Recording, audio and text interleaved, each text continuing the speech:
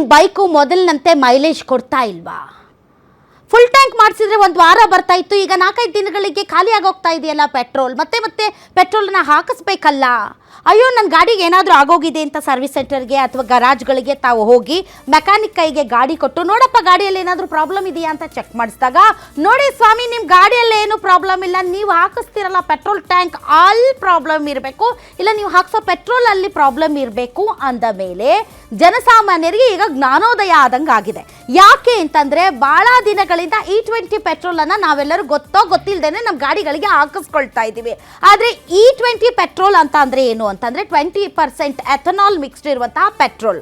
So E20 ಪೆಟ್ರೋಲನ್ನು ನಮಗೆ ಗೊತ್ತಿಲ್ಲದೇನೋ ಹಾಕಿಸ್ಕೊಳ್ತಾ ಇದ್ದೀವಿ, ಆದರೆ ಅದು ಮೈಲೇಜ್ ಕೊಡ್ತಾ ಇಲ್ಲ. E20 ಪೆಟ್ರೋಲ್ ಎಲ್ಲ ಪೆಟ್ರೋಲ್ ಬಂಕಲ್ಲಿ ಸಿಗ್ತಾ ಇದೆ.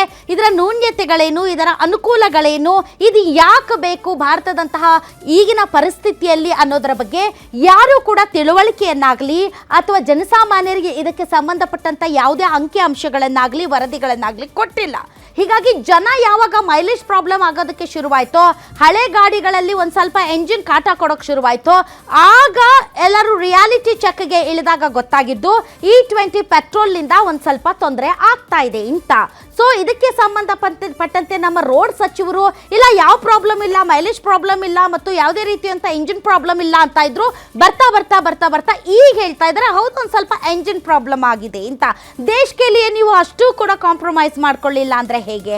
ಯಾಕಂದರೆ 85% ಅಷ್ಟು ತೈಲವನ್ನು ನಾವು ಹೊರಗಡೆ ದೇಶದಿಂದ ಆಮದು ಮಾಡ್ಕೊಳ್ತಾ ಇರೋದ್ರಿಂದ ನಮ್ಮ ಒಂದು ಡಾಲರನ್ನು ಬಚಾವ್ ಮಾಡಬೇಕು ಅಂದರೆ ನಾವೆಲ್ಲರೂ ಒಂದು ಸ್ವಲ್ಪ ಆದರೂ ಇದಕ್ಕೆ ಒಕ್ಕೊಳ್ಬೇಕು ಅಂತ ಹೇಳ್ತಾ ಇದ್ದಾರೆ. ಬಟ್ ಗ್ರಾಹಕ ಕೇಳ್ತಾ ಇರೋದು, ಕಲಬೆರಕೆ ಮಾಡಿರೋ ಎಲ್ಲ ವಸ್ತುಗಳಿಗೆ ನೀವು ದರ ಕಡಿಮೆ ಮಾಡ್ತೀರಾ, ಎಥನಾಲ್ ಬೆರಕೆ ಮಾಡಿರುವಂಥ ಪೆಟ್ರೋಲ್ ಮಾತ್ರ ಯಾಕೆ ನೀವು ಬೆಲೆ ಕಡಿಮೆ ಮಾಡ್ತಾ ಇಲ್ಲ, ನಮ್ಗೆ ಯಾಕೆ ಲಾಭ ಕೊಡ್ತಾ ಇಲ್ಲ ಅಂತ.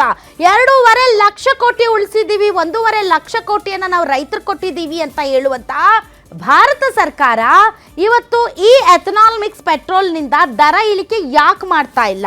ಡೇ ಟು ಡೇ ಬೇಸಿಸ್ ಅಲ್ಲಿ ನೀವು ಸೋಷಿಯಲ್ ಮೀಡಿಯಾ ತೆಗೆದ್ರೆ ಇದೇ E20 ಪೆಟ್ರೋಲ್ಗೆ ಸಂಬಂಧಪಟ್ಟಂತೆ ವಾಹನಗಳ ಮೇಲೆ ಆಗ್ತಾ ಇರುವಂಥ ಪರಿಣಾಮಗಳ ಬಗ್ಗೆ ಡೇ ಟು ಡೇ ಬೇಸಿಸ್ ಅಲ್ಲಿ ನಿಮಗೆ ಸಾಕಷ್ಟು ವಿಡಿಯೋಗಳು ಸಿಗುತ್ತೆ. ಆದರೆ ನಮ್ಮ ಸಚಿವಾಲಯ ಮಾತ್ರ ಅದಕ್ಕೆ ತಲೆ ಕೆಡಿಸ್ಕೊಂಡಂತೆ ಕಾಣ್ತಾ ಇಲ್ಲ.